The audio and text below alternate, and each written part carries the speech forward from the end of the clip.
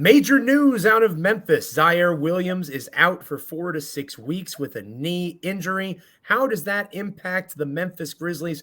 Which rookie in particular should get the nod in terms of being the 10th man in Taylor Jenkins' rotation? And how will this news immediately impact the Memphis Grizzlies as they go calling in Sacramento tonight to take on the Kings? Damichael and I have all of that for you on this episode of Locked On Grizzlies. Let's lock in.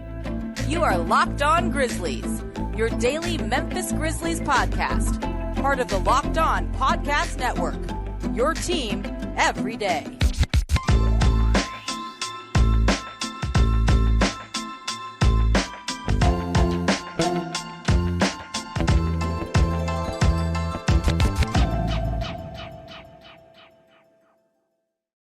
Thank you so much for making Locked On Grizzlies your first listen each and every day. We are free and available wherever you get your podcasts, however you take in podcasts through Apple Podcasts, Stitcher, Spotify, literally any podcast network or streaming service. You can find us, and you can also find us over on YouTube. I apologize every time I mention YouTube that you have to look at me. At least you have Damichael's handsome face. Look at that smile. You've got that going for you.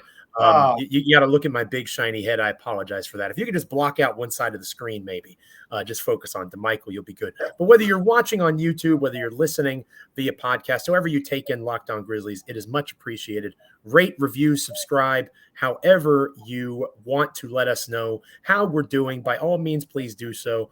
We're very proud of the content we're putting out here on Locked On Grizzlies, but we know we can always be better, except I can't fix my face, like they say in Step Brothers. It's just my face, the classic film. There's nothing else I can do about it, and I don't have the money. Maybe we can start a GoFundMe to fix it, but I digress. Damichael Cole of the Commercial Appeal.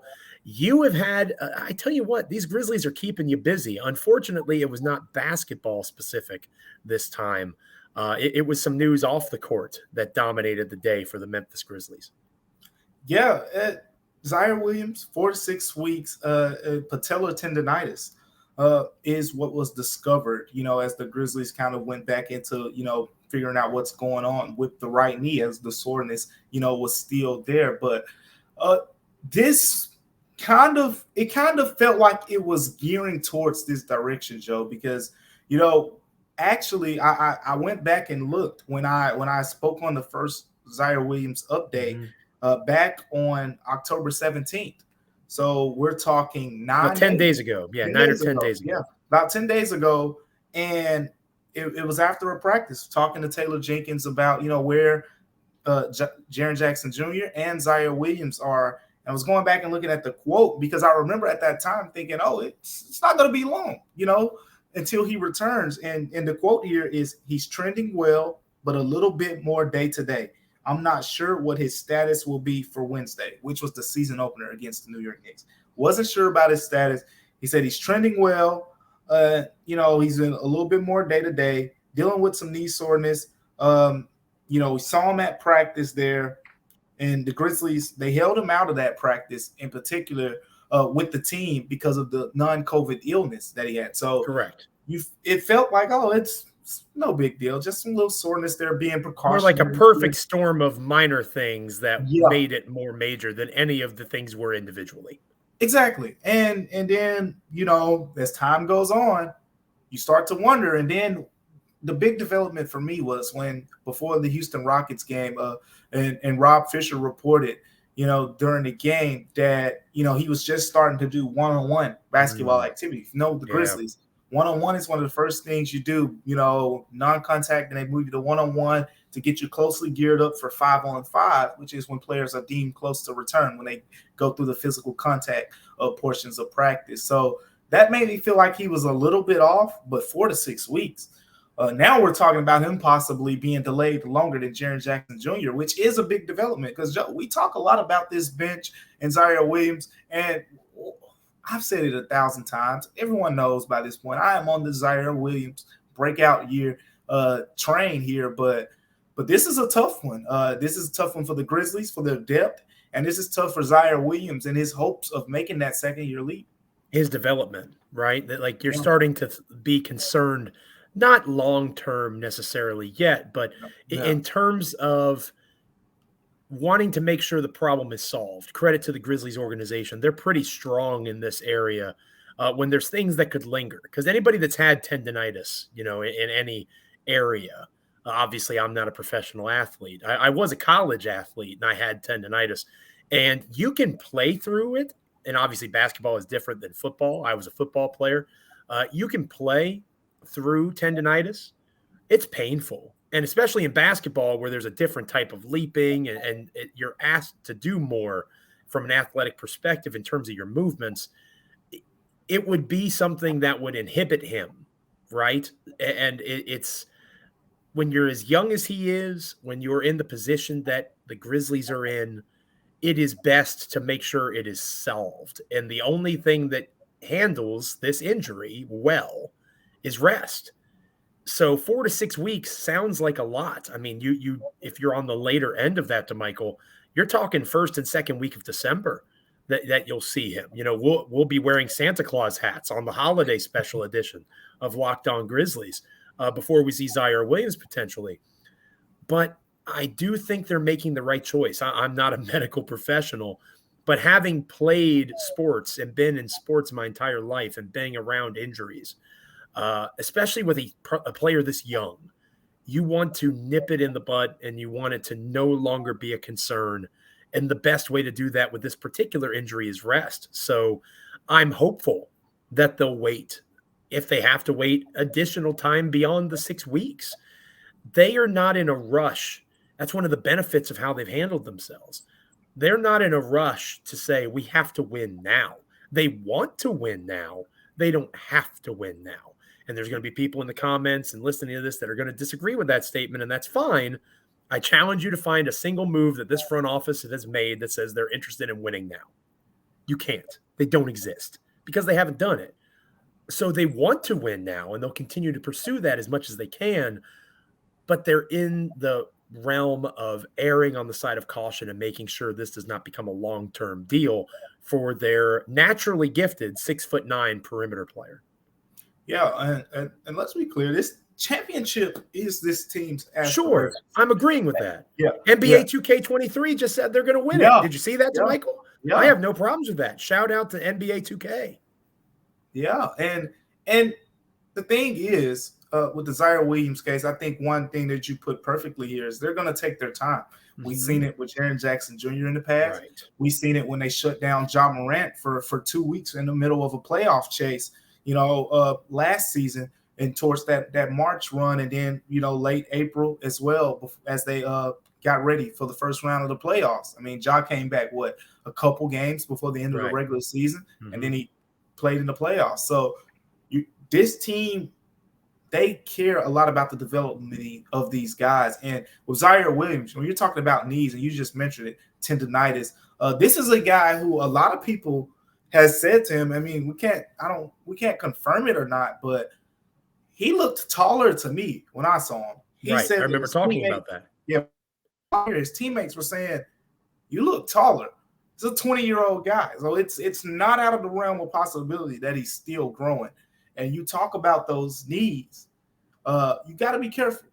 You got to be careful because at the end of the day, you want Ziaire Williams in February, in March, in April, potentially in May and June, more so than you want him right now. You got to play the long game. This is a guy who a lot of people thought would be the top option off the bench as, your top wing option off the bench, without a doubt. So missing him, there is kind of going to be a drop off there that we're probably going to discuss here in a second. But Ziaire Williams, big piece, but what we've seen from this Grizzlies team so far, it's manageable to get through this stretch, but there's no way around it. They can't afford any more injuries on the wing, or they're going to get real shorthanded. This already isn't the deepest group of, I guess, experienced wings is the best way to put it here. You got Desmond Bane, you got Dylan Brooks in your starting lineup, and then behind those guys, you got two rookies. You got John Conchar, who's getting the most playing time of his NBA career right now.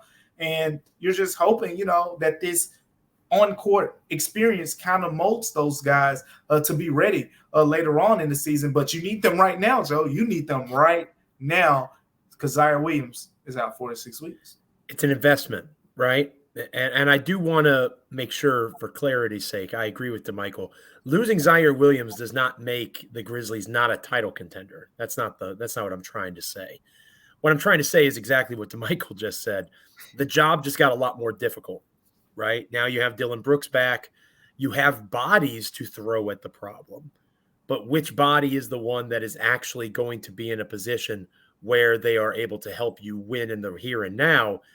That is a question that we're going to tackle in our next segment. But first, I want to give a special shout out to my personal favorite site that handles daily fantasy. I love making entries on Prize Picks. Their player projections are easy to follow. I am a big fan of taking Morant in terms of scoring more points than what's listed, like against the Kings coming up. Maybe is going to score 31.5 points. I'm taking more. I'm saying he's going to score more than that in this upcoming game because I'm a believer in Morant, and I'm also a big believer in Prize Picks. I love how easy it is to play. I love how you are able to make your selections between 2 and 5 players. If they score more or less, they rebound more or less than their Prize Pick projection. Basically, any kind of stat. You can win up to 10 times your money on any entry. You're not competing against other people. It's not me versus Damichael here. We're too good of friends for that. We're going to compete against the numbers, the projections. That's what we're focused on. And Prize Picks offers projections on any sport that you watch, from literally the NBA to the NFL, Major League Baseball, all the way to Euro basketball and cricket. Entries can be made in 60 seconds or less. It is that easy. It is safe and fast in terms of withdrawals, and it's currently operational in over 30 states as well as Canada. Download the Prize Picks app or go to prizepicks.com to sign up and play daily fantasy sports. First-time users can receive a 100% instant deposit match up to $100 with the promo code Locked On. If you deposit $100, Prize Picks will give you $100. If you deposit $50, Prize Picks will give you $50. It is that easy, but don't forget to enter the promo code Locked On at sign up for an instant deposit match up to $100. Damichael, I am at a crossroads with our rookies. I don't know how you feel about the current situation with the rookies. I've watched them both, David Roddy and Jake LaRavia. I like them both for different reasons. LaRavia I like because you can pun his name with a lot of different things. Like, I hope that the good news about Jaren Jackson Jr.'s knee or foot injury is here to Lastavia. I will take that secret to the LaGravia. There's lots of things that you can do there. Lots of things that you can do. When it comes to David Roddy, Damichael, he has a great built-in nickname of Rowdy David Roddy. Shout out to the great Roddy Piper. Rest in peace. Yeah. I'm just going to say that that's his nickname. People can disagree with that. That's fine. But that's my nickname for him. I've heard a lot of nicknames for him. I've heard D-Rod. How about what about the one Brev and Pete, Roddy the Body? That's not bad. And then has wrestling ties, right? Like Jesse the Body Ventura, Roddy the Body. That's not bad. I could probably ride with that.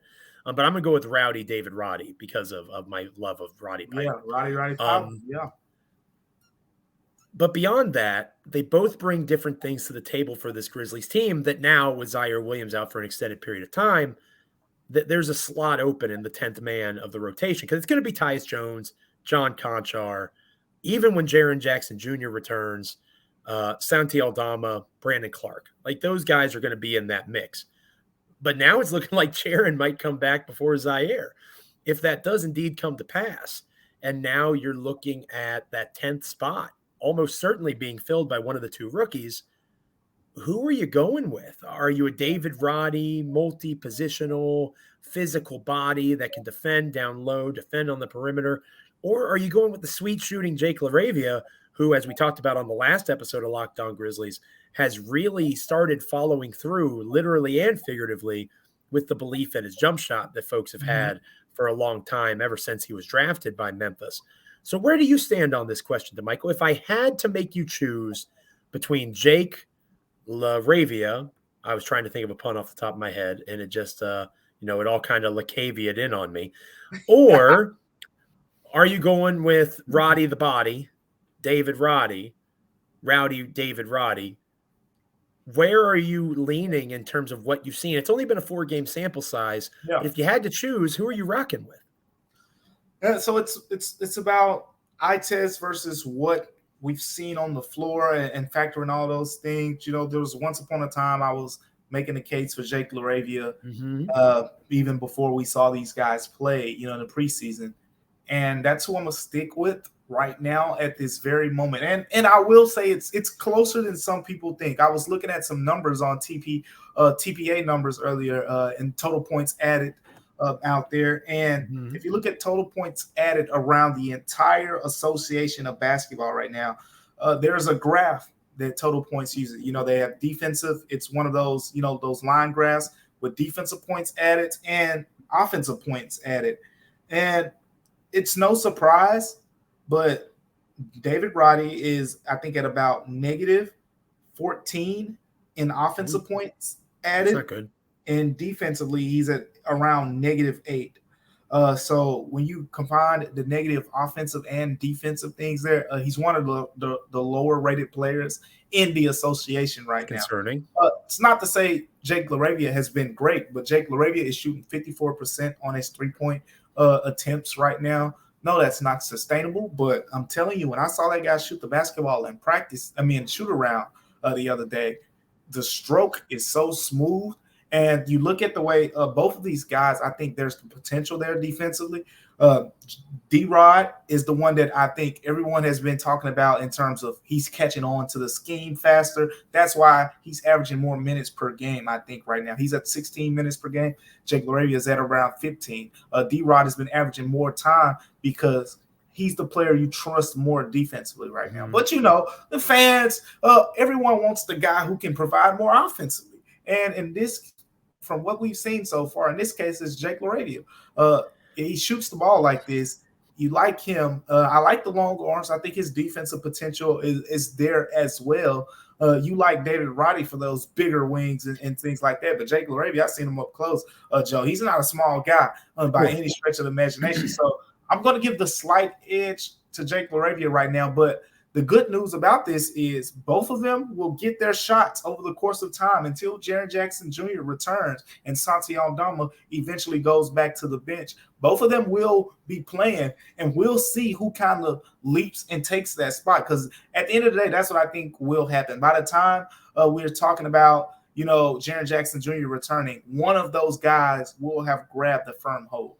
You make a great point there. It's important to understand that both of them are going to keep playing, because Jaren is still out.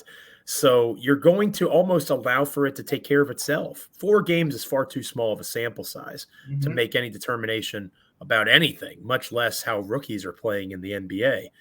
It's still October, for goodness sakes. We haven't even had Halloween yet. People that are trying to make grand prognostications on how good or bad a team is are probably people that already have put up their Christmas tree, and it's October 27th. Have some pride about you. Goodness gracious, have some dignity. It's not even Halloween yet. Go get a pumpkin. All right. Let these players figure out if they're a carriage or a pumpkin, right? Let's see before the clock turns midnight. Give them some time to enjoy the ball, so to speak. And they're going to have minutes, on NBA floors over the next month to show what they're capable of. However, all that being said, I am the one that posed the question to you, so I should probably answer it as well. It's only fair, Damichael. I would go to LaRavia as well, and maybe that's a bit of an upset because I am, again, the football guy. Yeah, right in the body. Come on, what are you that doing, likes Joe? The big physical. I'm a physical basketball fan. Like, one of the reasons I was so slow to say that this version of the Grizzlies is better than the grit and grind Grizzlies is because I loved grit and grind. Like, I loved that physicality. That is very much my favorite kind of basketball. I was taught that football is a collision sport and basketball is a contact sport. I was trained that you have 6 fouls, you better use them, all those sorts of things. And obviously basketball's kind of gone away with that, probably for the better. I'm not going to dispute that. But I like David Roddy and the physicality that he brings and the way that he can do it in a variety of ways. He is versatile in that way. But what is the main thing, and you've said it multiple times to Michael, that we needed from Ziaire Williams coming off the bench? It was scoring, right? We needed him to be an offensive weapon. which one of these two guys is more likely to provide that burst off the bench? Right now, it's Jake LaRavia. In a small sample size of the minutes we've seen, LaRavia very clearly, in my opinion, I don't think it's particularly close at this moment, is the better offensive option, and that is why LaRavia gets the nod. Could that change? Yeah, that could change. I think that you could see that adjust and adapt with time. Roddy is going to continue to take those threes. They're being given to him. He is wide open. He's taken the place of the John Conchar carefully curated 3-point attempt. The only difference is, Conchar would make them and Roddy has not yet. I think he's shooting like 13% from beyond the arc. But he's going to continue to play. LaRavia is going to continue to play. I would side with you and say I would prefer LaRavia at this point. But as you alluded to, and you're exactly right, they're both going to keep getting run and they're going to be able to figure it out. The eye in the sky will not lie, as coaches like to say. And they'll kind of play themselves into whatever their roles are supposed to be, starting with this game coming up tonight against the Sacramento Kings, which we'll be promoting here momentarily on Locked On Grizzlies. But first, we wanted to thank you once again for making Locked On Grizzlies your first listen each and every day. But for your next listen, check out the Locked On Sports Today podcast. The biggest stories of the day, plus instant reactions, big game recaps, and of course, the take of the day. It is available on Odyssey, on YouTube, wherever you get your podcasts. Again, that is Locked On Sports Today. When we come back, Damichael and I are going to close out this episode, taking a look ahead to the Sacramento Kings, who look like they're worse than they actually are. And we'll explain what we mean by that and more coming up next here on Locked On Grizzlies. Damichael, the Memphis Grizzlies are in Sacramento, the first game of a 4-game road trip. Oh, I hate West Coast road trips. They make me very tired thinking about it. You got to stay up. You got to stay up. You got to fight that sleep when the Grizzlies. I mean, they put the Grizzlies in the Western Conference because they play in the West. They play on the West Coast. I mean, put a Central Time Zone team in the Western Conference. It makes perfect sense, right? They need to be when the expansion comes, because expansion is very obviously coming soon. The Grizzlies need to move east. I don't know how realistic that is, but I'm very hopeful for my sanity and my sleep. I'm hopeful the Grizzlies move east. But people don't care about my gripes about the schedule. They care about the Sacramento Kings.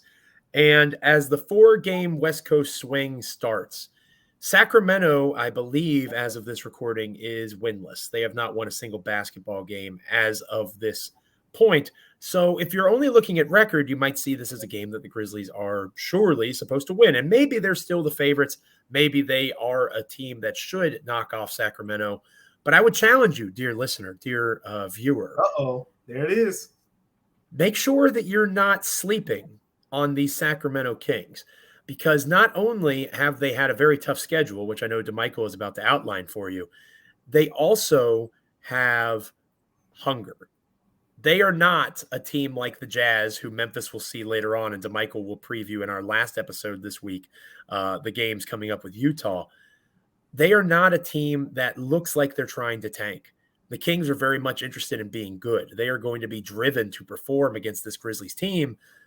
And old nemesis, De'Aaron Fox, is going to be on the floor for the Sacramento Kings. And almost every time Ja Morant has taken on Fox, this is going to be a controversial take, but it shouldn't be because the numbers back it up. Fox has either played even with Ja or has outplayed Ja. Now, this version of Ja Morant hasn't seen De'Aaron Fox yet, so maybe that will change this time around. All this to say, Damichael, I may want to sleep on the Kings literally. Like I might want to lay on the couch before I do Locked On Now and take a nap before I record that. But I'm not going to sleep on them in terms of the quality of team, because I think they can give Memphis more than the handful in this game tonight. Yeah. Well, Joe, do you like track meets? Like, are you a fan of track? No, I'm not. They're very long and drawn out, and you stand around all day for one race. But I enjoy the 30 seconds of action.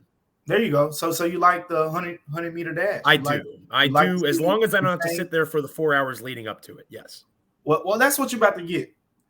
When you get De'Aaron Fox and Ja Morant on the same I see what you're talking about now. Yeah. You're talking about arguably the 2 fastest players with the basketball. I can't wait to see these guys just torpedo down the basketball court. I mean, it's going to be fun to watch. But there are a lot of interesting storylines for this game here. And it starts with exactly that. De'Aaron Fox versus Ja Morant. You just outlined it. Fox plays well, against him. So there is that as well. But then check this out. Keegan Murray, one of the top players from Summer League, the rookie for the Sacramento Kings, for those first-round pick for the Sacramento Kings, for those fourth overall, I believe. Yep, fourth overall in the 2022 NBA draft, will make his first start of the season against the Grizzlies. Why is this lucky important? Grizzlies? Well, you got De'Aaron Fox, you got Kevin Huerter, you got Harrison Barnes, and Domantas Sabonis. Those guys are sealed in as the other 4 starters. When those 4 guys have played with Keegan Murray so far this season, it's only 11 minutes. Small sample size. Very small sample size. But check out these numbers. That group has a plus-minus rating of plus 55.3. Is that good? That's historically good. I think it's historically good. I mean, 55.3. And it's a big difference because the guy that he's replacing is KZ. How do you say it? KZ Okpala? Is that how you say it? I believe that's right. Mm-hmm. KZ Okpala. And in the 25 minutes that he's played with the 4 aforementioned players outside of Keegan Murray, the Kings are minus 12.7. Wow, that's a massive difference. So throw those other 3 games out the window. And not only do you throw those games out of the window, those were close games. Right. They lost to the Trailblazers, who are at the top of the Western Conference right now. One of the best teams with the best starts in the league. Exactly. And they lost to the Clippers, who a lot of people say the Clippers are a championship contender this season. With 6th man of the year candidate Kawhi Leonard, apparently. Yeah.